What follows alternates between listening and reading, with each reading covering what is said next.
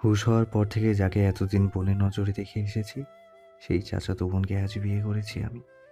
স্বপ্নেও ভাবিনি আমার জীবনে এমন একটা ভয়াবহ দিন আসবে। কবুল বলার সময় কষ্টে আমার বুকটা ফেটে যাচ্ছিল।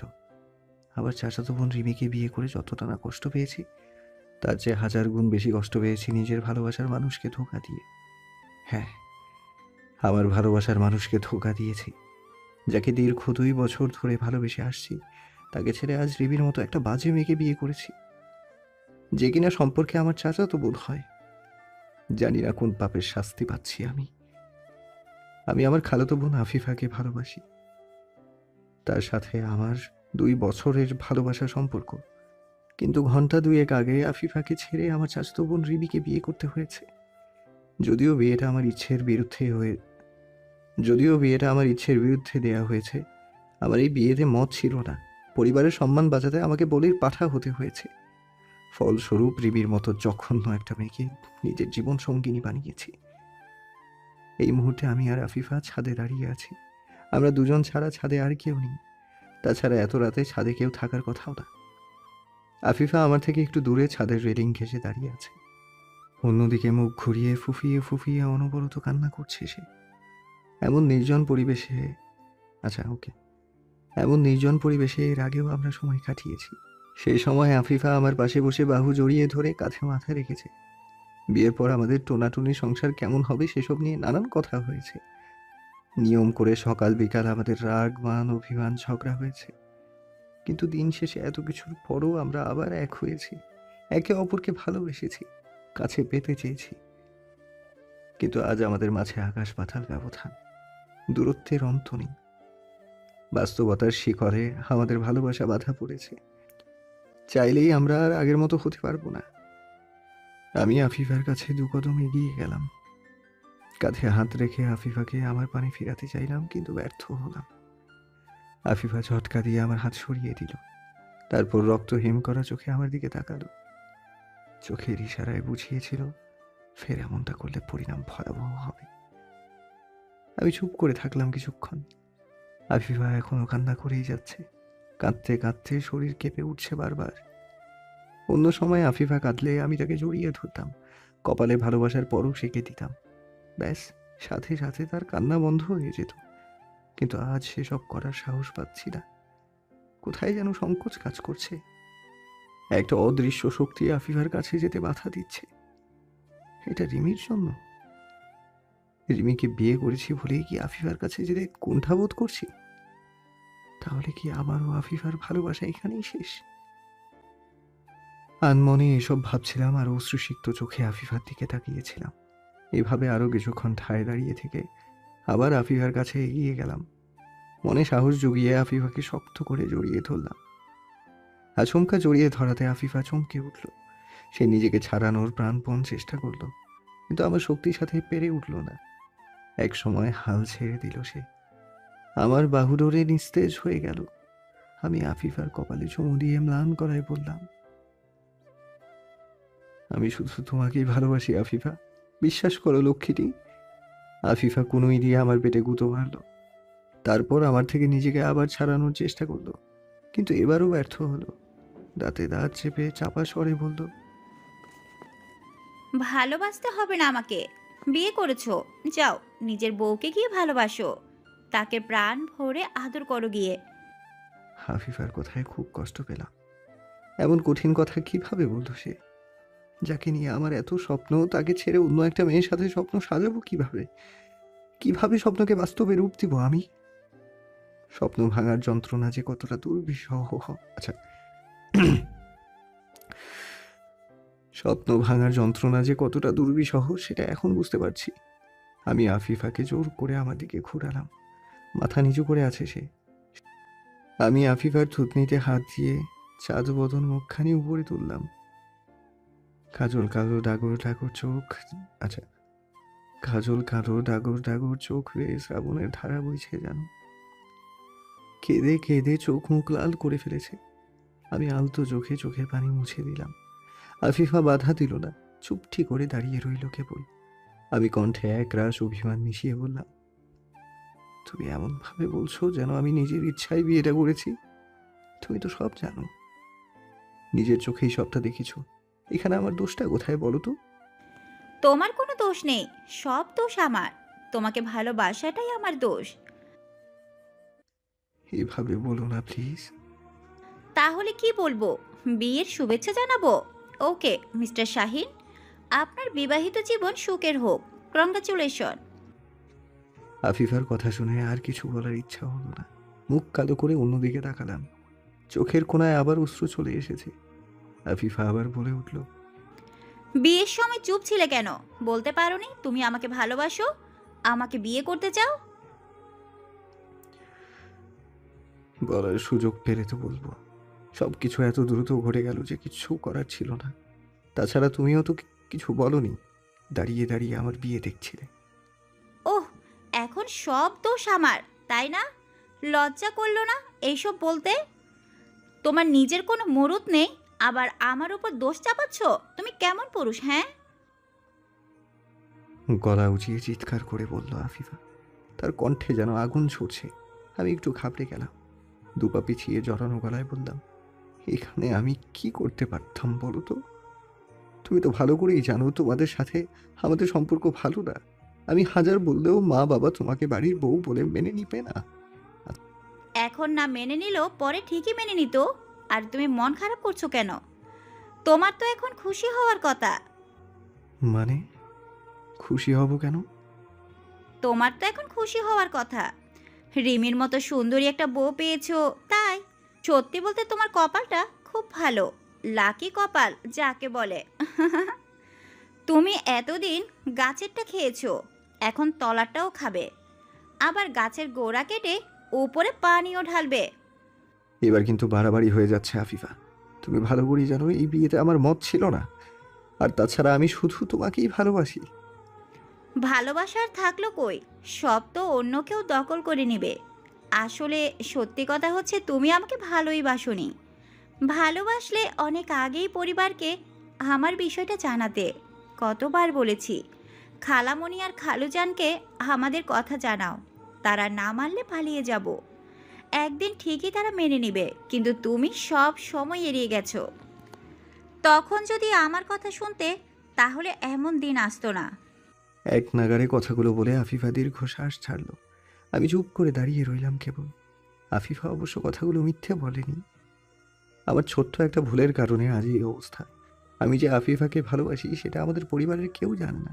আফিফা আমাকে প্রায়ই বলতো যাতে আমাদের ভালোবাসার কথা পরিবারকে জানাই, কিন্তু আমি বলবো বলবো করে আর বলিনি।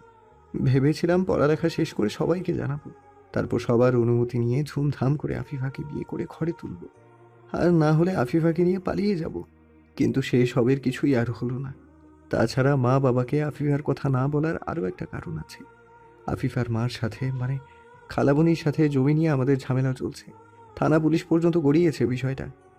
তাই ভয়ে মা বাবাকে কিছু তাই ভয়ে আর মা বাবাকে কিছু বলার সাহস হয়নি। অবশ্য খালামণির জন্য আফিফার সাথে মা বাবার কোনো রেষারেষি নেই। মা বাবা আফিফাকে খুব ভালোবাসে। আমার খালামণিও আমাকে খুব ভালোবাসে। কিন্তু সমস্যা হচ্ছে মার সাথে খালামণির সম্পর্ক একেবারেই খারাপ। কেউ কারো নাম শুনতেই পারে না। আমি দুই বোনের শত্রুতা সিনেমাতে দেখেছি, কিন্তু বাস্তব জীবনে যে এমন কঠিন শত্রুতা হয় তা জানা ছিল না। সত্যি বলতে আমার এখন খুব কাঁদতে ইচ্ছা হচ্ছে, কিন্তু আফিফার সামনে কাঁদতে পারছি না। আমি কাঁদলে আফিফা আরও ভেঙে পড়বে। এমনিতেই অনেক কষ্টে আছে সে। আমি কিছুক্ষণ ঝিম মেরে দাঁড়িয়ে রইলাম। নিজেকে বড্ড অসহায় মনে হচ্ছে। সব থেকেও আজ আমার কিচ্ছু নেই। দীর্ঘশ্বাস ছেড়ে আফিফাকে বললাম, তাহলে এখন আমি কি করব? কি আর করবে, যাও বউয়ের সাথে গিয়ে বাসর করো। আবার শুরু করলে? ঝগড়া করার ইচ্ছা আছে নাকি?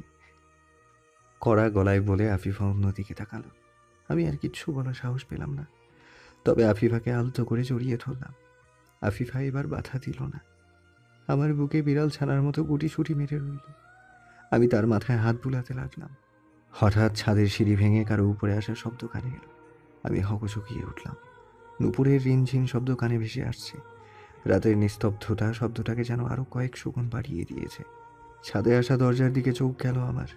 আমার চাচাতো বোন রিমি, যার সাথে কিছুক্ষণ আগে আমার বিয়ে হয়েছে, সে দাঁড়িয়ে আছে। পরনে লাল বেনারসি শাড়ি, বিয়ের সাজে তাকে কোনো অপসরীর চেয়ে কম লাগছে না। আফিফাকে জড়িয়ে ধরে থাকতে দেখে চোখ বড় বড় করে তাকালো রিমি। আমি রিমিকে দেখে তড়িঘড়ি করে আফিফাকে ছেড়ে দিলাম। রিমি আমার কাছে এগিয়ে এলো, একদম আমার সামনাসামনি এসে দাঁড়ালো। আফিফা প্রথমে রিমিকে খেয়াল করেনি, কিন্তু যখন খেয়াল করলো তখন কাঁপতে কাঁপতে আমার পিছনে এসে দাঁড়ালো। রিমিকে বড্ড ভয় পায় আফিফা। শুধু আফিফা না, বাড়ির সবাই রিমিকে ভয় পায়। তাছাড়া রিমি আর আফিফার মধ্যে সাপে নেউলের সম্পর্ক, কেউ কাউকে সহ্য করতে পারে না। এদিকে রিমি আমার সামনাসামনি দাঁড়িয়ে ঘোর লাগা দৃষ্টিতে আমাকে দেখছে। আমি একটু ঘাবড়ে গেলাম, ঘাম ঝরতে লাগলো শরীর থেকে। আফিফা আর আমাকে এত রাতে এখানে দেখে রিমি সিন ক্রিয়েট করলে ঝামেলা হয়ে যাবে। বাবা যদি আমার আর আফিফার সম্পর্কের কথা জানতে পারে, তাহলে কপালে টিকটিকি নাচবে, সোজা আমাকে বাড়ি থেকে বের করে দেবে। কিন্তু রিমি সেসবের কিছুই করলো না। আমাকে অবাক করে দিয়ে মিষ্টি স্বরে বলল, আমার কলিজাটা এত রাতে এখানে কি করে?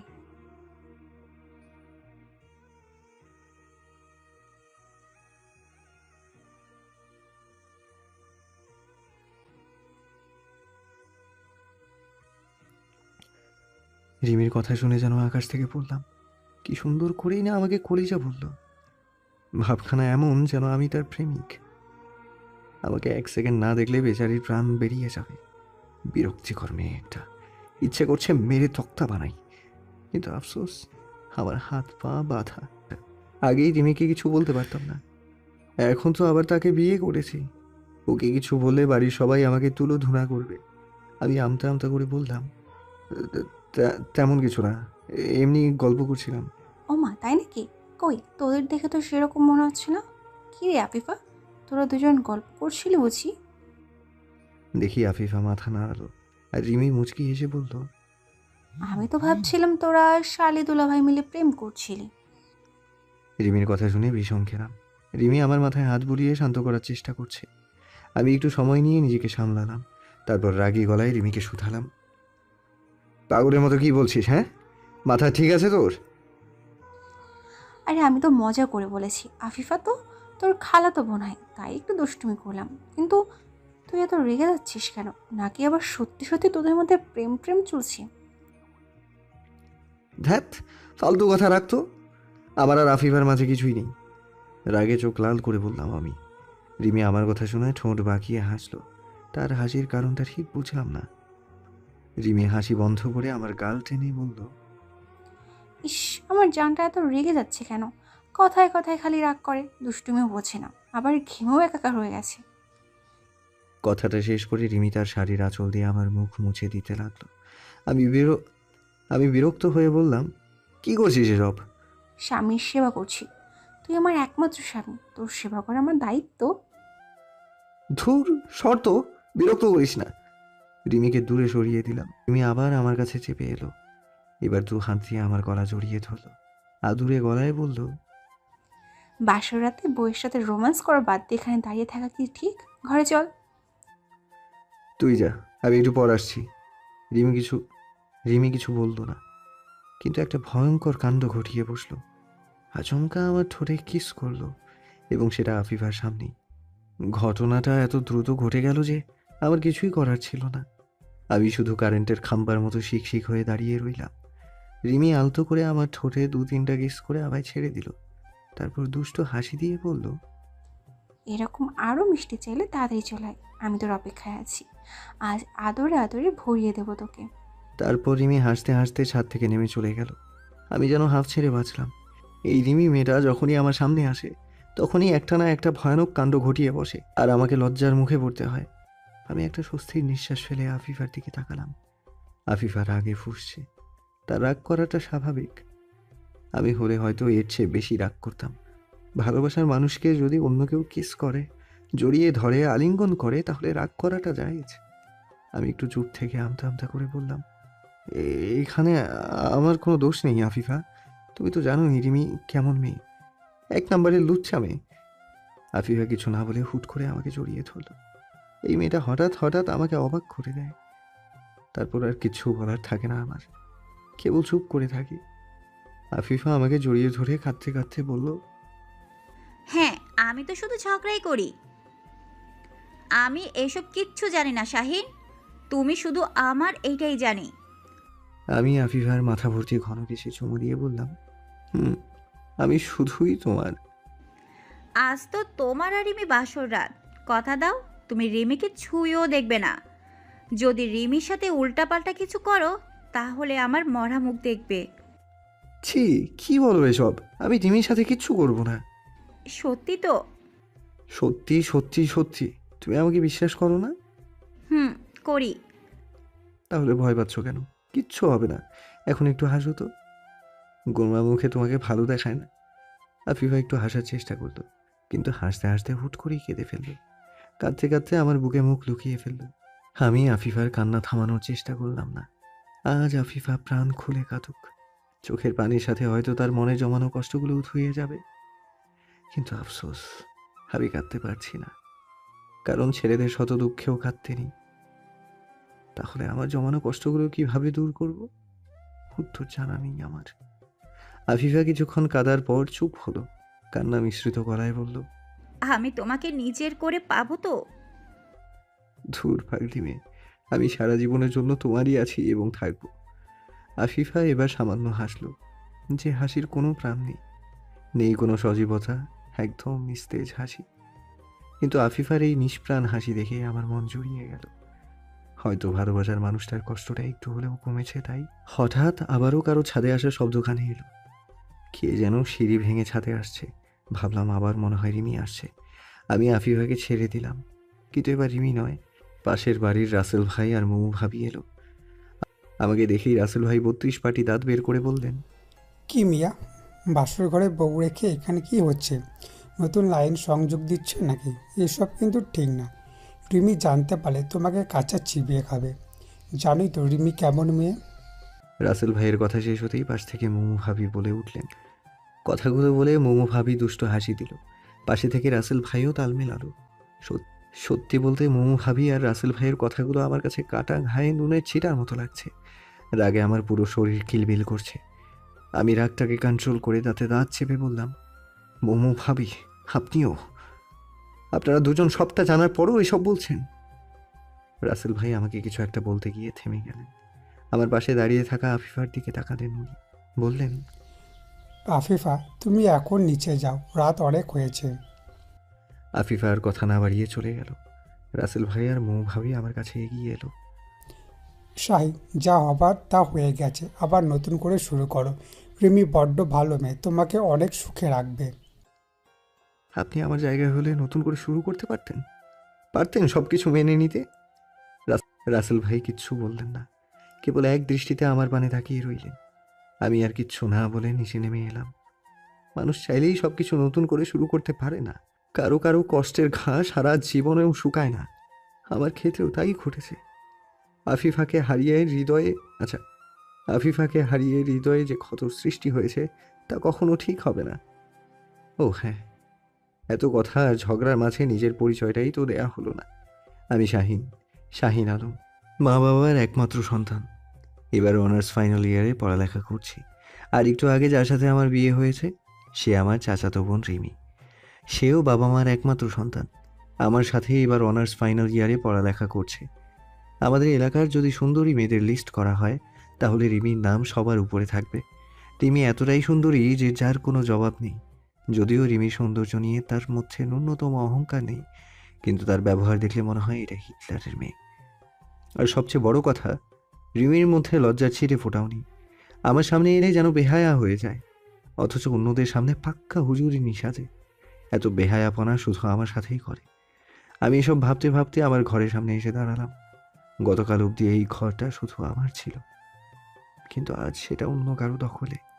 ঘরের ভেতরে ঢুকতেই যা দেখলাম তাতে আমার চোখ কপালে উঠে গেল। জ্ঞান হারাবার মতো অবস্থা আমার। রিমি শুধু ব্লাউজ আর পেটিকোট পরে দাঁড়িয়ে আছে। রিমিকে এক নজর দেখে অন্যদিকে দৃষ্টি সরিয়ে নিলাম। রিমি দুষ্ট হাসি দিয়ে কোমর দোলাচ্ছে, চোখ মুখ খুশিতে চকচক করছে তার। আমি অন্যদিকে তাকিয়ে দাঁতে দাঁত চেপে বললাম, তোর শাড়ি কই? শাড়ি খুলে এভাবে অর্ধ উলঙ্গ হয়ে দাঁড়িয়ে আছিস কেন? তোকে আমার সব কিছু দেখাচ্ছি। তাছাড়া একটু পর তো নিজেই আমার শাড়ি খুলবি, তাই আগে থেকেই সব খুলে রাখছি যাতে তোর সময় নষ্ট না হয়। এখন বেশি কথা না বলে তাড়াতাড়ি শুরু করতো। অধৈর্য হয়ে তাগাদা দিল রিমি। আমাকে কাছে পাবার জন্য মরিয়া হয়ে উঠছে যেন।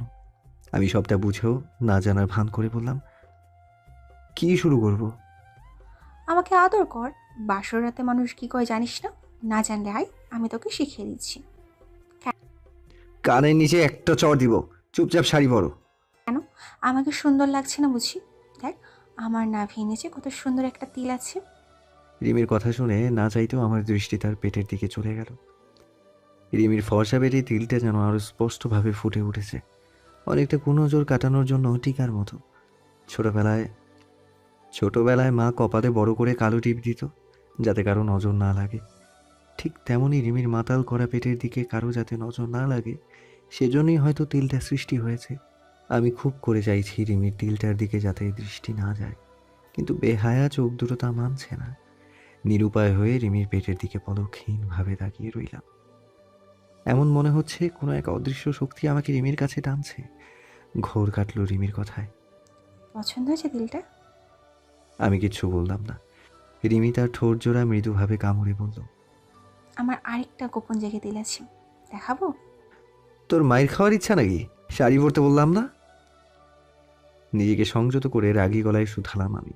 রিমির কথাগুলো ধীরে ধীরে বাড়াবাড়ি পর্যায়ে চলে যাচ্ছে, কিন্তু আমার রাগ দেখে রিমি মনে হয় ভয় পাওয়ার বদলে মজা পেয়েছে।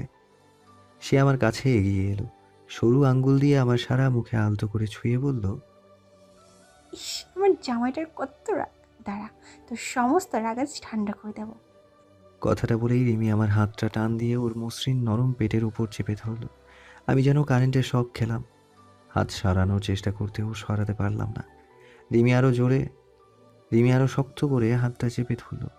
আমি এবার পাথরের মতো শক্ত হয়ে গেলাম। আমার এক হাত রয়েছে রিমির মেদহীন মসৃণ পেটে। রিমি দুষ্ট হাসি দিয়ে বলল, এখন কেমন লাগছে? রাগ কমেছে? এসব কি কি কি করছিস তুই? ছাড় আমাকে। তোতলানো শুরু করলাম আমি। নিজেকে কেমন জানি দিশেহারা লাগছে। রিমির মাঝে হারিয়ে যাচ্ছি ঘনে ঘনে। পুরুষ মানুষকে আয়ত্ত রাখার কৌশল মেয়েরা ভালো করেই জানে। রিমিও তার ব্যতিক্রম নয়। সে আমার আরো কাছাকাছি চেপে এলো। আমার পায়ে ভর দিয়ে মুখটা তার মুখের কাছাকাছি এনে ফিস ফিস করে বলল, হুম, আগে একটা কিস করো। রিমির কণ্ঠে মাদকতা আছে। আমাকে ঘায়েল করে নিমিষেই। কেমন একটা ঘোরের মাঝে চলে যাই। হঠাৎ বাইরে বিকট আওয়াজ কানে এলো। ঘো লাগা থেকে বেরিয়ে এলাম। রিমিকে ধাক্কা দিয়ে দূরে সরিয়ে দিলাম। রিমি বিছানার উপর গিয়ে পড়ল। আমি নিজেকে সামলে চোখ লাল করে কড়া গলায় বললাম, তুই এত নির্লজ্জ কেন? আমার সাথে এসব কি শুরু করেছিস? হ্যাঁ, দাদি তোর নারী কাটার সময় মুখে লজ্জার পানি দেয়নি নাকি? সেটা তোর না জানলেও চলবে। তাছাড়া স্বামীর কাছে লজ্জা কিসের? কি? কে তোর স্বামী? ইস, আমার কচি স্বামী রে, যেন কিছুই জানে না। একটু আগে 3বার কবুল বলে কে আমাকে বিয়ে করলো শুনি? আমি এই বিয়ে মানি না। বললেই হলো, শুধু তুমি না, তোর 14 গোষ্ঠী সহ এই বিয়ে মানবে।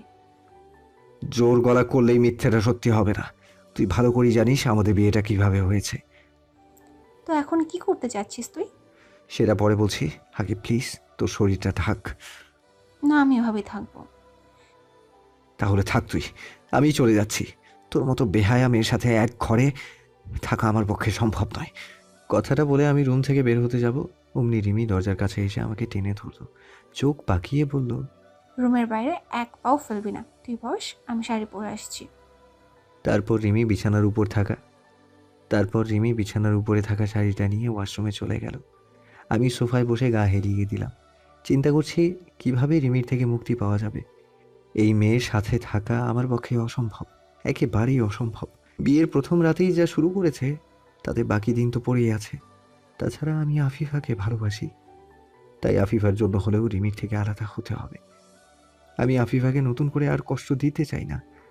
এমনিতেই বেচারিকে অনেক কষ্ট দিয়ে ফেলেছি। তবে আমি একটা হিসাব মেলাতে পারছি না, রিমি এত সহজে বিয়েটা মেনে নিল কেন? সে তো বিয়েই করতে চাচ্ছিল না।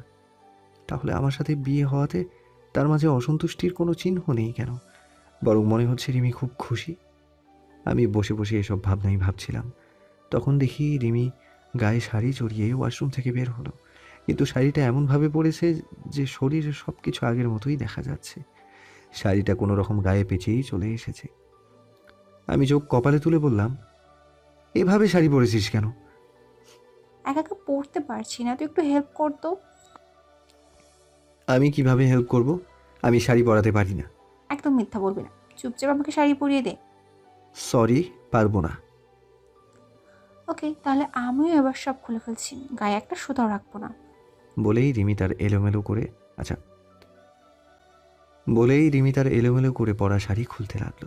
আমি উপায়ন্তর না পেয়ে তাগদা দিয়ে বললাম, থাক, আর ঢং দেখাতে হবে না, পরিয়ে দিচ্ছি। আমি হাঁটু মুড়ে রিমির সামনে বসলাম। তারপর রিমিকে শাড়ি পরিয়ে দিতে লাগলাম। রিমি আমার কাঁধে ভর দিয়ে দাঁড়িয়ে আছে। অনেক শখ ছিল বিয়ের পর আফিফাকে প্রতিদিন নিজের হাতে শাড়ি পরিয়ে দিব। তাই পাশের বাড়ির মোমু ভাবির থেকে 10 দিন প্রশিক্ষণ নেয়ার পর শাড়ি পরানো শিখেছি। কিন্তু কোনোদিন ভাবিনি আফিফার বদলে রিমিকে শাড়ি পরাতে হবে। জানলে শাড়ি পরানো শিখা তো দূরের কথা, শাড়ি ছুঁয়েও দেখতাম না। পোড়া কপাল আমার। শাড়ি পরানো শেষে রিমির হাতে শাড়ির কুচি দিয়ে বললাম, নে, এখন তুই গুজে নে। পারবো না, তুই গুজে দে। এটাও পারিস না? তাহলে পারিসটা কি শুনি? সব কিছু পারি, কিন্তু তুই থাকতে আমি কেন করব? আমি আর কথা বাড়ালাম না। রিমির সাথে তর্ক করার সাধ্য আমার নেই, তাই শাড়ির কুচিগুলো গুজে দিলাম। আমার স্পর্শ পেয়ে রিমি চোখ বন্ধ করে ফেলল। 2 হাত দিয়ে আমার পিঠ খামচে ধরল। তারপর কিছু সময় আমার দিকে তাকিয়ে থেকে নতুন বইয়ের মতো লম্বা ঘুমটা দিয়ে বিছানার উপর বসলো। আমার সেদিকে কোনো ভাবান্তর নেই। আমি সোফায় চুপচাপ বসে আছি। একটু পর রিমি নিজে থেকেই ঘুমটা উঠিয়ে বলল, কি রে, হাবলুর মতো বসে আছিস কেন? ঘুমটা তুলে আমাকে দেখবি না? তোকে আর নতুন করে কি দেখবো?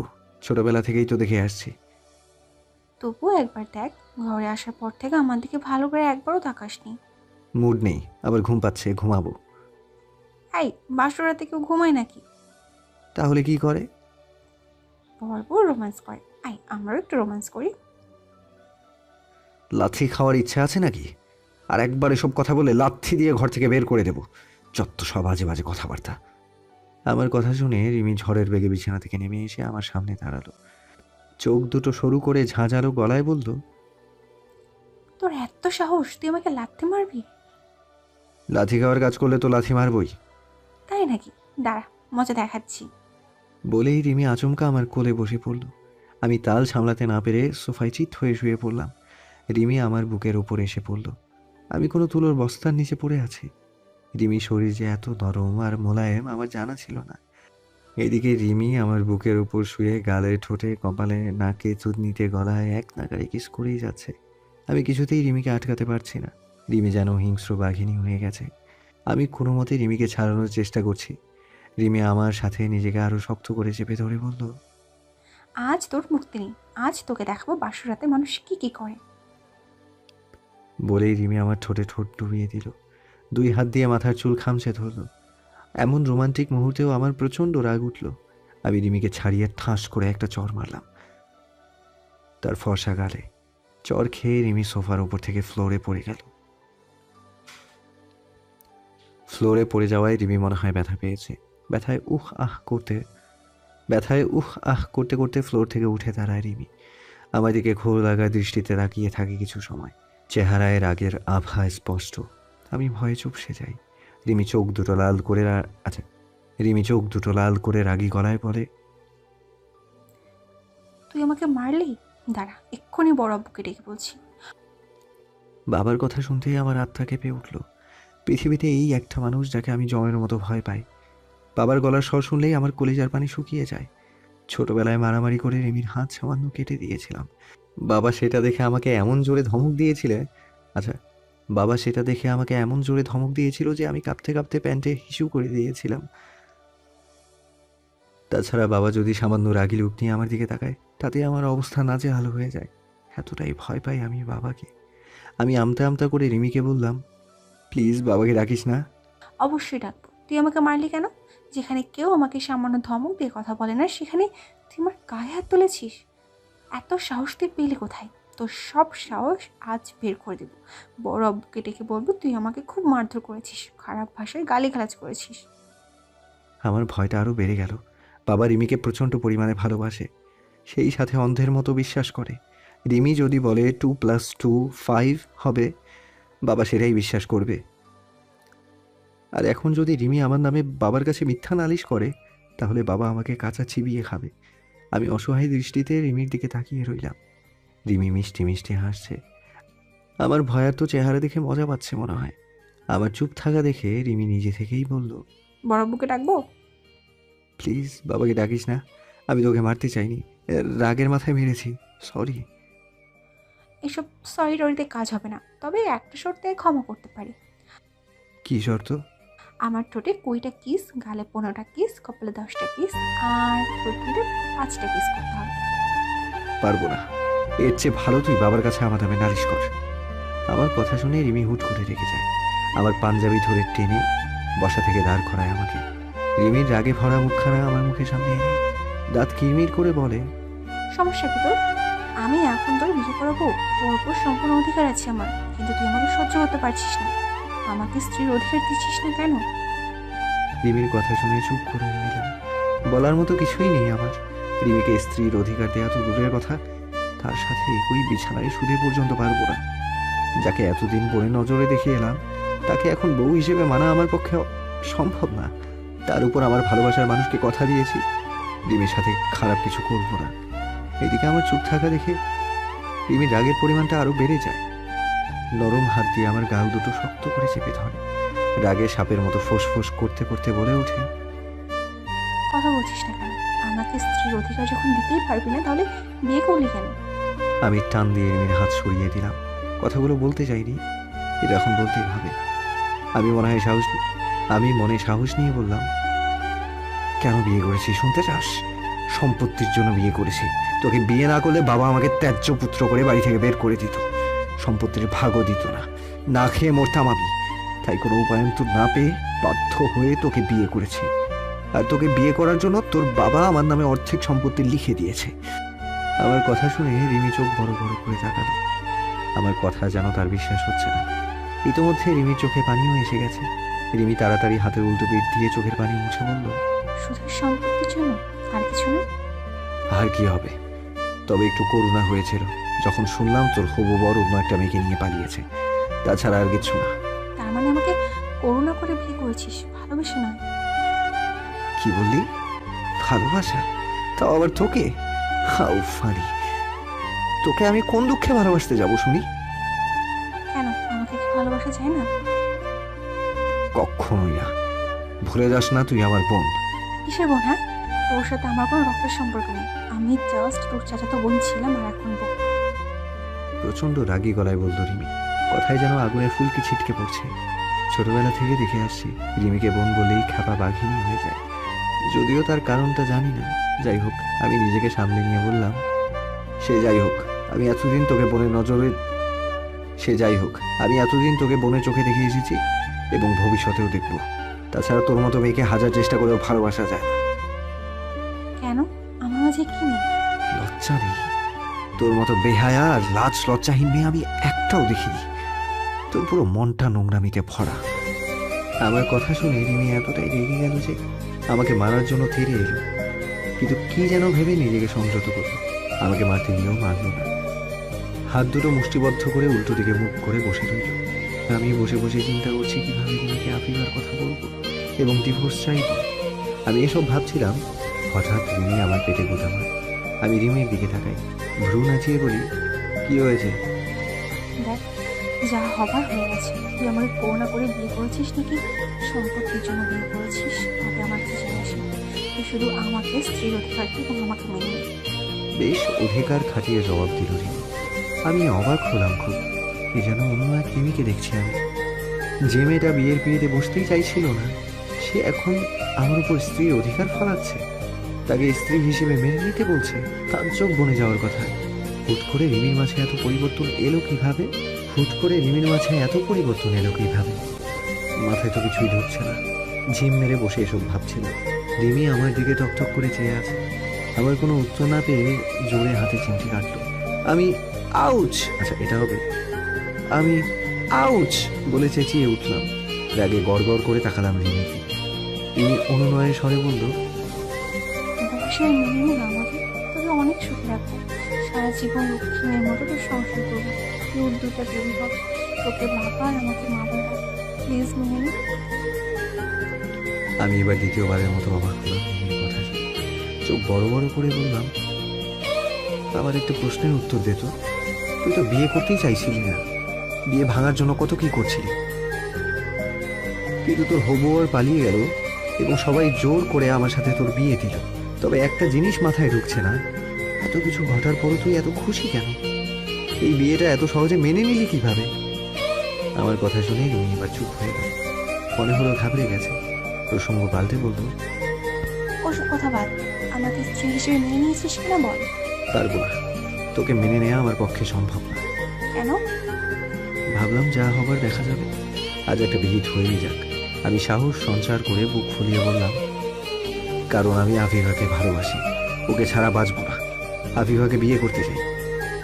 আমার কথা শুনে রিমি চোখ কপালে তুলে তাকালো। তেলে বেগুনে জ্বলে উঠলো একদম। আমাকে কাঁচা চিবিয়ে খাবে এমন একটা ভাব ধরল। আমি ভয়ে চুপসে গেলাম।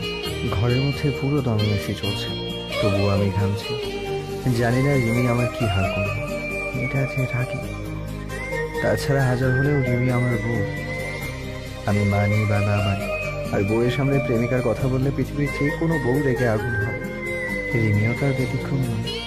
কিন্তু অবাক করার বিষয়, রিমি যেভাবে হঠাৎ করে রেগে গেছিল, ঠিক সেভাবে হঠাৎ করে শান্ত হয়ে গেল।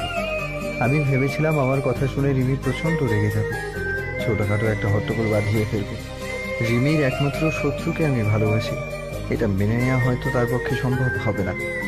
কিন্তু কিসের কি, রিমি আমাকে অবাক করে দিয়ে একদম স্বাভাবিকভাবে বসে আছে, চোখ পিট পিট করে আমাকে দেখছে। ভাবখানা এমন যেন আমার কথা রিমির কানে পৌঁছায়নি। আমি এবার একটু জোরেই বললাম, শুনতে পেয়েছিস আমার কথা? আমি আফিফাকে ভালোবাসি, ওর সাথে আমার 2 বছরের সম্পর্ক। রিমি আমার দিকে শান্ত চোখে তাকালো, তার মার্বেল সাইজের চোখ দুটো সরু করে বলল, বারবার বলা লাগবে না, আমি আগে থেকে জানি। রিমির কথা শুনে এবার আকাশ থেকে পড়লাম আমি। নড়ে চড়ে বসলাম। এমন মনে হলো আমি ভুল শুনছি। রিমি আমার আর আফিফার ব্যাপারে সব জানে কিভাবে? আমি তাগদা দিয়ে বলি, কবে থেকে জানিস? তোদের রিলেশন শুরু থেকে। তোরা একসাথে কোথায় কোথায় ঘুরেছিস, কখন কি করেছিস, কোন রেস্টুরেন্টে খেয়েছিস, কবে বিয়ে করবি, হানিমুনে কোথায় যাবি, বিয়ের পর কয়টা বেবি নিবি, আর অনেক কিছু। ইনফ্যাক্ট একটুকে ছাড় করে কি কথা বলেছিস সেসবও জানি। রিমির কথা শুনে কি বলবো ভেবে পেলাম না। রিমি যে আমার সম্পর্কে তরে তরে এত কিছু জানে তা আমার ধারণার বাহিরে ছিল। আমি দাঁতে দাঁত চেপে অবাক গলায় বলি, তুই যখন আগে থেকে আমার আর আফিফার ব্যাপারে সবটাই জানিস, তাহলে আমার সাথে বিয়ে বসতে রাজি হলি কেন? তুই অন্তত বিয়েটা ক্যান্সেল করতে পারতি। পাগল নাকি? বিয়ে ক্যান্সেল করার কোনো প্রশ্নই আসেনি। কেন? এমনি আমার ইচ্ছা। তোর ইচ্ছা মানে কি? বিয়েটা কি তোর কাছে পুতুল খেলা মনে হয় নাকি? পুতুল খেলা মনে হবে কেন? বিয়ে হচ্ছে ভালোবাসার পবিত্র বন্ধন, যে বন্ধন স্বয়ং আল্লাহ জোড়া লাগিয়ে দেন। হ্যাঁ, তুই যখন জানিস তাহলে বিয়েতে রাজি হলি কেন? তুই ভালো করেই জানিস আমি হাজার চেষ্টা করলেও এই বিয়ে নামক বন্ধন মানতে পারবো না। আমার বন্ধন আগে থেকেই আল্লাহ আফিফার সাথে জুড়ে দিয়েছে। রিমি মুখ বাঁকিয়ে টিটকারি করলো। রিমি মুখ বাঁকিয়ে টিটকারি করলো। আমার কথার কোনো গুরুত্বই দিল না সে, বরং অন্যদিকে মুখ ঘুরিয়ে বিড়বিড় করে কি যেন বলতে লাগলো। আমি তাগদা দিয়ে বললাম, কিছু বলছিস না কেন? বল, কেন আমাকে বিয়ে করেছিস? নাকি তোর অন্য কোনো মতলব আছে?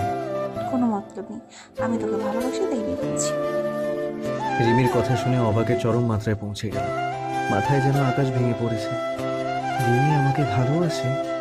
এটা কিভাবে সম্ভব? আমি চোখ বড় বড় করে বললাম, মাথা ঠিক আছে তোর? আমাকে ভালোবাসিস মানে কি? ভালোবাসি মানে ভালোবাসি, আর ভালোবাসি বলেই তাকে বিয়ে করেছি। কানের নিচে লাগাবো চর। ফাজলামি হচ্ছে আমার সাথে। এমা, ফাজলামি করবো কেন?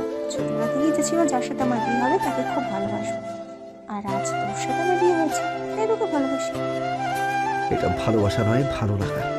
তাছাড়া তোর মতো মেয়ে কাউকে ভালোবাসতে পারে না। কেন পারবো না? আমার কি মন নেই? নাকি কাউকে ভালোবাসতে মান আছে? তা নেই, কিন্তু তোর মতো অভদ্র মেয়ের পক্ষে কাউকে ভালোবাসা অসম্ভব। তুই সারা জীবন বেহায়াপনা করে যাবি আর সবাইকে অর্ধনগ্ন শরীর আর শরীরের গোপন অঙ্গ দেখিয়ে বেড়াবি। মুখ সামনে কথা বল শাহিন, আজ পর্যন্ত কাউকে আমার শরীর দেখায়নি, শুধুমাত্র তোকে ছাড়া। সেটাই তো, আমাকে কেন শরীর দেখাবি? হ্যাঁ, আমি তোর কে হই? তুই আমার স্বামী, আমার উপর তোর হক আছে, আমার সব কিছু দেখার অধিকার আছে, তাই তোকে এখানে আমার সব কিছু দেখিয়েছি। এখানে দোষের কিছু নেই। আচ্ছা বুঝলাম, কিন্তু বিয়ের আগে কেন আমার এই শরীর দেখিয়েছিস? তখন তো আমি তোর স্বামী ছিলাম না। রিমি চুপ হয়ে গেল, কিছু বলতে চেয়েও বলতো না, তবে মুখ ঘুরিয়ে আবার বিয়ে বিয়ে করে কিছু একটা বলল। এবারও আমি শুনতে পেলাম না, রাগে থমক দিয়ে বললাম, ফিস ফিস করে কি বলছিস? দেখ শাহিন, পুরোনো কাসন দেখে তো লাভ নেই। ছোটবেলা থেকে আমি তোর মতো কাউকে জীবন সঙ্গী হিসেবে চেয়েছি। আলহামদুলিল্লাহ, আল্লাহ আমার কথা শুনেছে, তাই তোকে পেয়েছি। তাই আমি আর পুরোনো কথা ভাবতে চাই না। আগে আমাদের মধ্যে যা ছিল সব বাদ। আজ থেকে আমরা স্বামী স্ত্রী। কচুর স্বামী স্ত্রী? আমরা আগেও ভাই বোন ছিলাম, আর ভবিষ্যতেও ভাই বোন হিসেবেই থাকবো।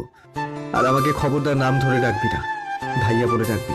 রিমি রাগে হিস হিসিয়ে উঠল, আমার কাছে এসে পাঞ্জাবের কলার টেনে ধরে দাঁড় করাল। মুখটা আমার মুখের কাছে এনে দাঁত কিরমির করে চিৎকার দিয়ে বলল, আমি তোর বউ হই, তোর একমাত্র বউ। নেক্সট টাইম বোন বললে চাপ্পারটা ভেঙে দিব। যা সত্যি তাই বলেছি। আমরা ভাই বোন, আর আমাদের মাঝে এসব ঠিক না। তাই নাকি? সেই হিসেবে তো আফিফাও তোর বোন হয়। তুই যদি তোর খালাতো বোনকে ভালোবাসতে পারিস, তাহলে আমি কেন আমার চাচাতো ভাইকে ভালোবাসতে পারবো না? রিমির কথা শুনে তাজ্জব বনে গেল। কি সাংঘাতিক যুক্তি রে বাবা! এই মেয়েটার কথার সাথে কোনো কালেই আমি পেরে উঠিনি। চটাং চটাং কথা বলে বারবার আবার মুখ ভোতা করে দিয়েছে। আমি আর কথা বাড়ালাম না, রিমি থেকে পাঞ্জাবের কলার ছাড়িয়ে বেলকুনিতে গিয়ে দাঁড়ালাম। রিমির আজাইরা পেঁচাল শুনতে ইচ্ছে করছে না, তার উপর মনটা ভীষণ খারাপ। আফিফার কথা খুব মনে পড়ছে। আজ সারা রাত হয়তো কেঁদে কেঁদে পার করে দিবে। মেয়েটা বড্ড ভালোবাসে আমাকে। বারান্দার গ্রিল ধরে আফিফার কথা ভাবছিলাম। কিছুক্ষণ পর রিমিও বেলকনিতে এলো। আমার সেদিকে কোনো ভ্রুক্ষেপ নেই, আমি আমার ভাবনার জগতে ব্যস্ত। আমার পাশে তাকিয়ে রিমি কিছু সময় নীরব থেকে আমার পাঞ্জাবি ধরে টান মারে।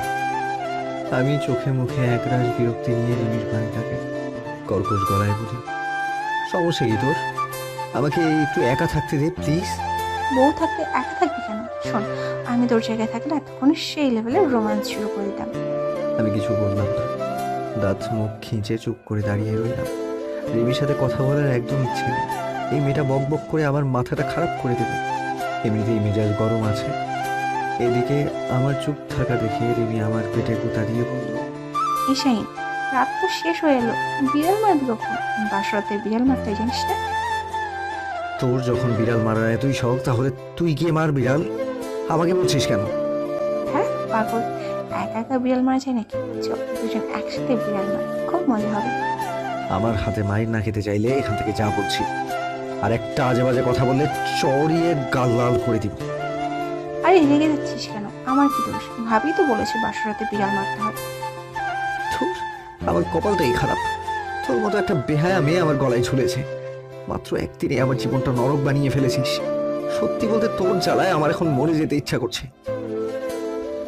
আমার কথা শুনে রিমির হাসি মুখে অন্ধকার নেমে এলো। ফ্যাল ফ্যাল করে তাকিয়ে রইল কেবল। মুহূর্তেই চোখে জল চলে এসেছে রিমির। বেলকনি দিয়ে আসা চাঁদের আলো দিয়ে রিমির চোখের জল চিকচিক করে উঠল। এভাবে কিছু সময় কাটার পর রিমি হুট করে আমাকে জড়িয়ে ধরল। তারপর কান্নামাখা গলায় বলল, ওসব কথা বলিস না শাহিন, তোর কিছু হয়ে গেলে আমিও বাঁচবো না। ধুর, এসব ঢং বাদ দে, অনেক দেখেছি এসব বলে রিমিকে জোর করে ছাড়িয়ে দিলাম। রিমি আবার আমাকে জড়িয়ে ধরল, এবার আগের চেয়ে বেশি শক্ত করে। আষ্টে পিষ্টে নিজেকে আমার বুকের মাঝে চেপে ধরেছে একদম। আমি বিরক্ত হলাম। রিমি আমার বুকে মাথা রেখে ফোমাতে ফোমাতে বলল, বিশ্বাস কর, আমি তোকে অনেক ভালোবাসবো। আমার ভালোবাসা দিয়ে তোর সব কষ্ট ভুলিয়ে দেবো। রিমির কথার প্রত্যুত্তরে আমি কিচ্ছু বলিনি। ওকে আমার বুক থেকে সরানোর চেষ্টা করি, কিন্তু পারি না। রিমি কিছু সময় জড়িয়ে থেকে মাথা উঁচিয়ে আমার পানে তাকায়, নরম হাত দিয়ে আমার গাল দুটো চেপে ধরে আদুরে গলায় বলে, আমাকে শুধু একটা সুযোগ দে, আমি সব ঠিক করে দিই। তোকে এত ভালোবাসা দিব যে তুই সব ভুলে যাবি। মন প্রাণ উজাড় করে ভালোবাসবো তোকে। প্লিজ আফিফাকে ভুলে আমাকে মেনে নে। চল সব কিছু আবার নতুন করে শুরু করি। চাইলেও সবকিছু নতুন করে শুরু করতে পারবো না। তোর কাছে একটা জিনিস চাইবো, দিবি? বল কি জিনিস? আমাকে ডিভোর্স দিয়ে দে, আমি তোর থেকে মুক্তি চাই। আমার কথা শোনা মাত্র রিমি আমাকে ছেড়ে দেয়। রিমির কান্না ভেজা ঈষৎ গোলাপি চেহারাটা হঠাৎ করে লাল হয়ে যায়। ইতিমধ্যে রিমির কান্নাও থেমে গেছে এবং চোখ মুখ শক্ত করে আমার দিকে চেয়ে আছে, ঠিক যেমন করে কোনো ক্ষুধার্ত প্রাণী তার শিকারের দিকে তাকিয়ে থাকে। রিমির ভাবসাব দেখে মনে হচ্ছে আমাকে লবণ মরিচ ছাড়াই গিলে খাবে। আমি এসব ভাবছিলাম, হঠাৎ রিমি আমার পাঞ্জাবি ধরে টানতে টানতে ঘরে নিয়ে আসে। তারপর ধাক্কা দিয়ে আমাকে বিছানায় ফেলে দেয় এবং আমার বুকের ওপর চড়ে বসে। তারপর 2 হাত দিয়ে শক্ত করে আমার গলাটা চেপে ধরে। আমার নিঃশ্বাস বন্ধ হয়ে আছে। আমি চাপা স্বরে বলি, রিমি, আমার খুব কষ্ট হচ্ছে, ছাড় আমাকে। কষ্ট তো আমারও হচ্ছে, তার কি হবে? আমি আর কিছু বলতে পারি না, চোখ বন্ধ করে শ্বাস নেওয়ার চেষ্টা করি। রিমি আমার গলা ছেড়ে চুল টেনে ধরে, আমার মাথা টেনে তুলে রিমির মুখ বরাবর নিয়ে আসে। ফলে রিমির ঘন গরম নিঃশ্বাস আমার মুখে এসে পড়ে। রিমির সেই গরম নিঃশ্বাসের তাপে আমার চেহারা পুড়ে যাবে মনে হয়। রিমি রাগে গড়গড় করে চিৎকার দিয়ে বলল, তোর সাহস হলো কি করে ডিভোর্স চাওয়ার? ভালো হবার করছি বলে যা খুশি বলবি নাকি? এত কষ্ট করে তোকে নিজের করে পেয়েছি, আর তুই বলছিস ডিভোর্স দিতে? এই জন্মে তো তার হবে না চান্দে। আমি সারা জীবন তোর গলায় ঝুলে থাকবো। কথাগুলো বলা শেষ করে রিমি জোরে জোরে শ্বাস নিতে লাগলো। হাঁপিয়ে গেছে বেচারি। রিমি এত জোরে চিৎকার করে কথা বলছিল যে আমার কানের পর্দা ফেটে যাওয়ার উপক্রম হয়েছিল। রিমি একটু দম নিয়ে গলা ঝেড়ে আমার পাঞ্জাবি টেনে ধরে আবার চিৎকার দিয়ে বলতে লাগলো, ফিরে যদি ডিভোর্সের কথা বলিস তাহলে একদম মেরে ফেলবো। আর যত তাড়াতাড়ি সম্ভব আগে পাখি ভুলে যা, তুই শুধু আমার। রিমি আমার বুকের ওপর থেকে সরে গেল। আমি যেন হাঁফ ছেড়ে বাঁচলাম। অনেকক্ষণ গলা চেপে ধরাতে কাশি চলে এসেছে। আমি খক খক করে কাশতে লাগলাম।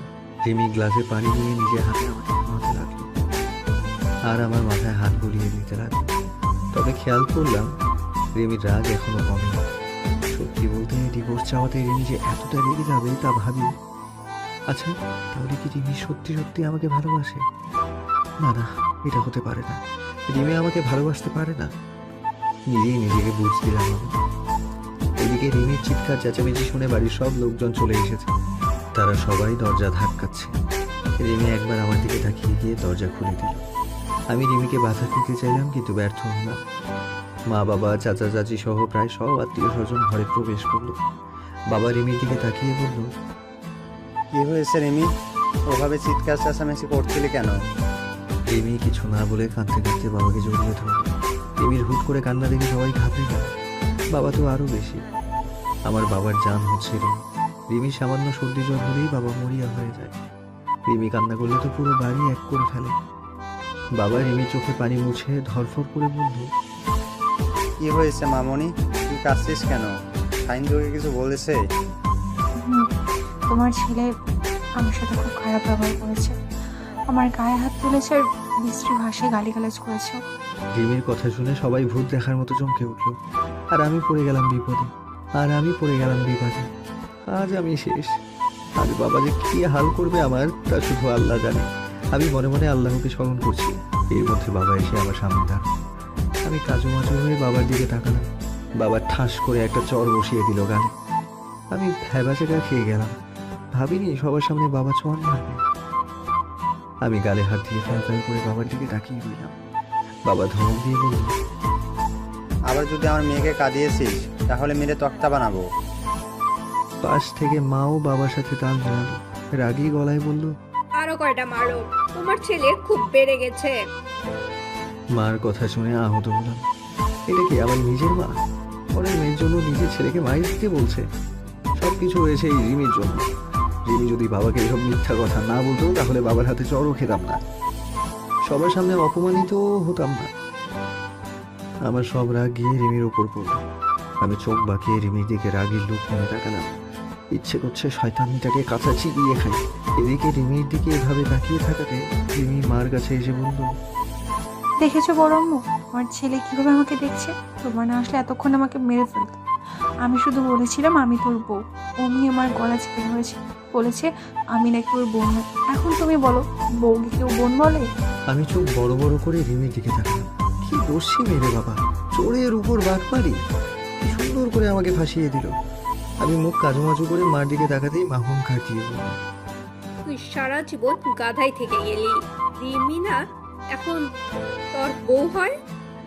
আমি কিছু না বলে অন্যদিকে তাকালাম। অভিমানের বুকটা ভরে এলো। ছোটবেলা থেকে দেখে এসেছি আমার মা বাবা সবসময় রিমির পক্ষে। এই বিষয়টা মোটেও আমার ভালো লাগে না। এতক্ষণ সবকিছু স্বাভাবিকই ছিল।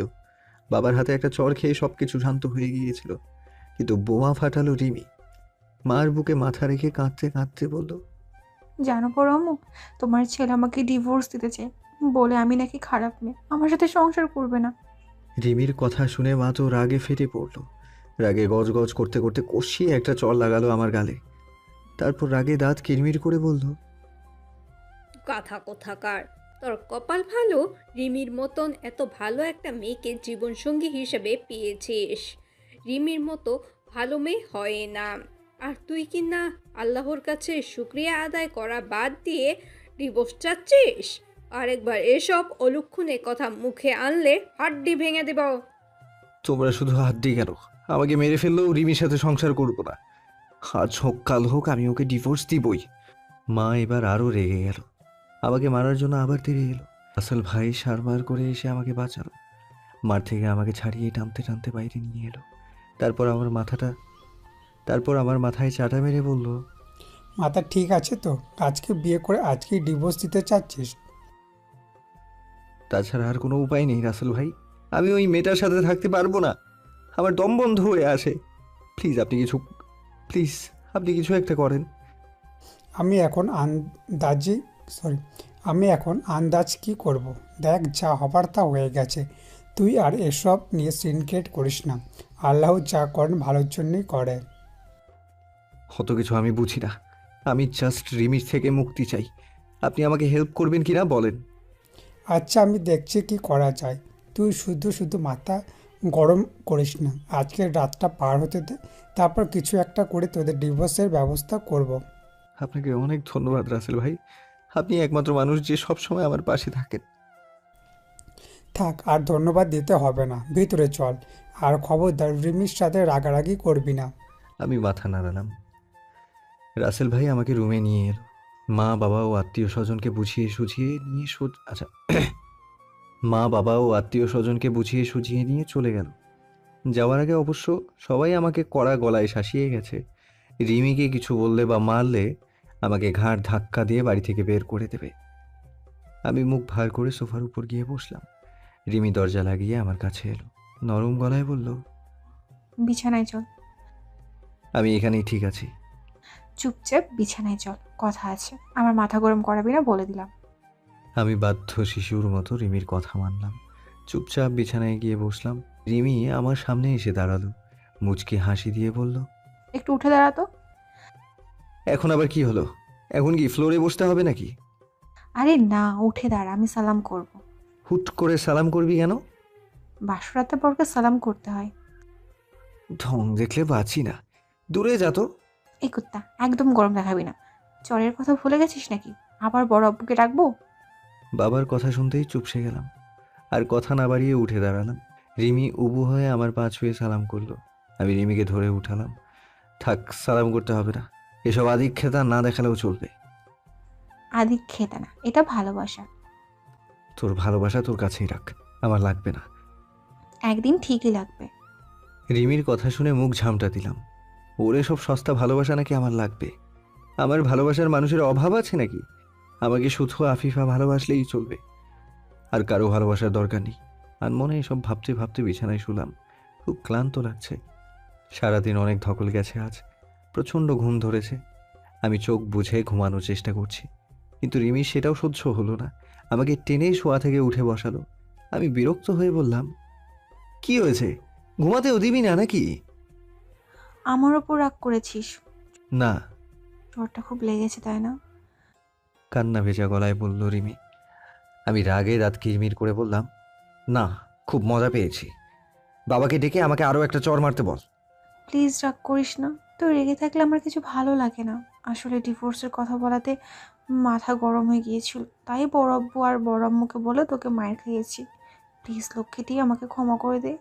জানিস তো আমি তোকে কত ভালোবাসি। তুই আমার কলিজা। ফালতু কথা রাখতো। আমার ঘুম ধরেছে, আমি ঘুমাবো। কথাটা বলে আমি আবার চিত হয়ে শুয়ে পড়লাম। এবার রিমিও আমার বুকের ওপর এসে শুয়ে পড়ল। আমি বাধা দিলাম, কিন্তু রিমি আমার শরীর আঁকড়ে ধরল। তারপর আমার লোমশ বুকে একটা চুমু দিয়ে বলল, আমার জানটার এত রাগ কেন? আসো একটু আদর করে দিই। ইস, আমার বদশ্বশুরটা চড় মেরে গালটাকে আবার লাল করে দিয়েছে। খুব ব্যথা করছে তাই না শোনা? দাঁড়া, আদর দিয়ে ব্যথা কমিয়ে দিচ্ছি। রিমি আমার বুকের উপর শুয়ে আমার গালে ঠোঁটে চুমু দিতে লাগলো। তারপর আস্তে আস্তে আমার গলায় এসে ঠোঁট থামালো। আমার মাথার চুল আঁকড়ে ধরে গলায় মৃদুভাবে কামড় দিতে লাগলো। এদিকে আমার অবস্থাও নাজেহাল। রিমির প্রতিটি ছোঁয়ায় আমার শরীর বারবার কেঁপে উঠছে। এমন মনে হচ্ছে রিমির ছোঁয়ায় জাদু আছে, যেটা আমাকে ক্রমশই তার কাছে টানছে। তাছাড়া আমি আর কতই বা নিজেকে আটকাবো? এমন মুহূর্তে নিজেকে আটকানো বড়ই কঠিন ব্যাপার। রিমি ভ্রু কুঁচকে বিরক্তি নিয়ে আমার দিকে তাকালো। আমি কাঁপা কাঁপা গলায় বললাম, এখন এসব না করলেই নয়। তাহলে কখন করব? বাসর রাত তো মানুষের জীবনে একবারই আসে। আচ্ছা, তোর কাছে কি শারীরিক চাহিদা মেটানোই সব কিছু? যদি তাই হয় তাহলে কাপড় খোল। তুই যা বলবি আমি তাই করব, কিন্তু আমার কাছ থেকে বিন্দু পরিমাণ ভালোবাসা পাবি না। এভাবে বলিস না প্লিজ। আমি তোকে ভালোবাসি তাই তোকে কাছে পেতে চাইছি। ভালোবাসার মানুষকে তো সবাই কাছে পেতে চায় বল। কিন্তু আমি চাই না, আর তোকেও ভালোবাসি না। প্লিজ আমাকে বিরক্ত করিস না, শান্তি মতো একটু ঘুমাতে দে। আমি খুব ক্লান্ত। ঠিক আছে ঘুমো, আমি আর কিচ্ছু করবো না। শুধু তোর বুকে মাথা রেখে শুয়ে থাকবো। না, আমার বুকের ওপর থেকে মাথা সরা। এসব ঢং আমার ভালো লাগে না। আমি জোর করে রিমিকে আমার বুকের ওপর থেকে সরিয়ে দিই। তারপর আমাদের মাঝে কোলবালিশটা রেখে দিই। এতে রিমি প্রচণ্ড চেতে যায়। দাঁত কিরমির করে বলে, মাঝখানে কোল বারিশ লাগবে কেন? সীমানা দিলাম, এই কোলবালিশ ডিঙিয়ে আমার এদিকে আসবি না। যদি আসিস তাহলে আমি রুম থেকে বেরিয়ে যাব। রিমি আর কিচ্ছু বলল না। আমি একটা স্বস্তির নিঃশ্বাস ফেলে ঘুমানোর চেষ্টা করলাম। চোখ বন্ধ করতেই পুরোনো দিনের স্মৃতিগুলো চোখের সামনে ভেসে উঠল। জাস্ট ছোট্ট একটা ঘটনা আমার জীবনটাকে পুরোপুরিভাবে পাল্টে দিল। আমার সুখ, শান্তি, হাসি খুশি চেহারা, প্রিয় মানুষটার ভালোবাসা, সব কিছু এক নিমিষে হারিয়ে গেল। আমি আর রিমি দুজনেই মা বাবার একমাত্র সন্তান। আমি রিমির থেকে 7 মাসের বড়। জয়েন্ট ফ্যামিলি হয়, ছোট থেকেই আমরা একসাথে বড় হয়েছি। 1 টাকার একটা চকলেটও দুজনে ভাগ করে খেতাম। আমাদের সম্পর্ক এতটাই গভীর ছিল, রিমি আর আমি একে অপরকে ছেড়ে এক মুহূর্তেও থাকতে পারতাম না। আমি যেখানে যেতাম রিমিও সেখানেই যেত। এমনকি আমি যদি টয়লেটেও যেতাম রিমি তবুও আমার পিছু ছাড়তো না। আমি টয়লেটে বসে আমার কাজ সারতাম আর রিমি বাহিরে দাঁড়িয়ে পাহারা দিত। তাছাড়া আমাদের দুজনের মতের প্রচণ্ড মিল ছিল। আমি যেটাই করতাম রিমি আমাকে ফুল সাপোর্ট দিত। সেই সাথে আমরা সাংঘাতিক পরিমাণে দুষ্টও ছিলাম। এর গাছের আম, ওর গাছের আম, পেয়ারা, লিচু থেকে শুরু করে যা পেতাম তাই চুরি করতাম। অবশ্যই এর জন্য অনেক মাইরও খেতে হয়েছে, তবে রিমি সবসময়ই বেশি মাইর খেয়েছে। কারণ রিমি সবসময় আমার দোষগুলো নিজের কাঁধে নিত, ফলে আমার ভাগের মাইরগুলো রিমির কপালে জুটত। যাই হোক, এইভাবেই আমরা দুজন মিলেমিশে ছোট থেকে বড় হতে থাকি। দুজনে একসাথে কলেজে পা রাখি। কিন্তু কলেজে ওঠার পর খেয়াল করলাম রিমির আচরণ আস্তে আস্তে পাল্টে যাচ্ছে। আমার ব্যাপারে তার সিরিয়াস ভাবটা আরও প্রখর হচ্ছে। আমার প্রতিটি বিষয়ে সে হস্তক্ষেপ করতে থাকে। যদিও রিমি আগে থেকেই আমার প্রতিটা বিষয়ে নাক গলাতো, কিন্তু কলেজের গণ্ডিতে ঢোকার পর সেটা ব্যাপক হারে বেড়ে যায়। আমার প্রতি রিমি এতটাই দায়িত্বশীল হয়ে ওঠে যে মনে হয় আমি তার স্বামী। আবার আমাকেও রিমির কথা মতো চলতে হতো, না হলে বাবাকে আমার নামে উল্টাপাল্টা কথা বলে মাইর খাওয়াতো। এর মাঝে রিমি আমার রুমটাও দখল করে নেয়। আমার রুমটাকে সে নিজের মতো করে গুছিয়ে নেয়। তার উপর যখন তখন আমার রুমে ঢুকে পড়তো। সে যে এখন বড় হয়েছে এটা তার মনেই থাকতো না। আবার আমার সব কাজ রিমি করে দিতে থাকে। আমার কাপড় ধোয়া থেকে শুরু করে সব কাজ রিমি করতো, এমনকি আমাকে নিজের হাতে খাইয়েও দিত। অবশ্য রিমি যে আমাকে এত কেয়ার করে সেটা দেখে ভালোই লাগতো। আমি আল্লাহর কাছে সবসময় শুকরিয়া আদায় করতাম রিমির মতো একজনকে আমার জীবনে পাঠানোর জন্য। আমি রিমিকে সবসময় আমার ভালো একজন বন্ধু ভেবে এসেছি, যার কাছে প্রত্যেকটা বিষয় শেয়ার করা যায়। এদিকে বাড়ির পাশাপাশি কলেজেও রিমি আমার উপর জোর খাটাতে থাকে। আমাকে কোনো মেয়ের দিকে তাকাতে পর্যন্ত দেয় না, কথা বলা তো দূরের কথা। আবার আমি যে কালারের পোশাক পরে কলেজে যাই, রিমিও সেই একই কালারের পোশাক পরে প্রতিদিন আমার সাথে কলেজে যায়। যে কারণে অনেকেই আমাদের সম্পর্কটাকে অন্যভাবে দেখা শুরু করে। বিশেষ করে রিমির বান্ধবীরা আর আমার কিছু শয়তান বন্ধু। রিমির বান্ধবীদের সাথে দেখা হলেই তারা আমাকে দুলাভাই দুলাভাই বলে ডাকা শুরু করে দেয়। আমি অনেকবার তাদের মানা করেছি, কিন্তু তারা শোনেনি। রিমির বান্ধবীদের মতে আমার আর রিমির জুটি নাকি পারফেক্ট, আমরা নাকি লাভ বার্ডস। আমার বন্ধুরাও একই কথা বলে, রিমির সাথে আমার বিয়ে হলে নাকি দারুণ হবে। সবচেয়ে বড় কথা, আমাকে আর রিমিকে নাকি ভাই বোন মনেই হয় না। আমরা দুজন যখন সেজেগুজে কলেজে আসি তখন নাকি আমাকে শাহরুখ খান আর রিমিকে কাজলের মতো লাগে, যে কারণে সব বন্ধুরা রিমিকে ভাবি বলে ডাকে। অবশ্যই এটা নিয়ে বন্ধুদের সাথে কম ঝগড়া হয়নি।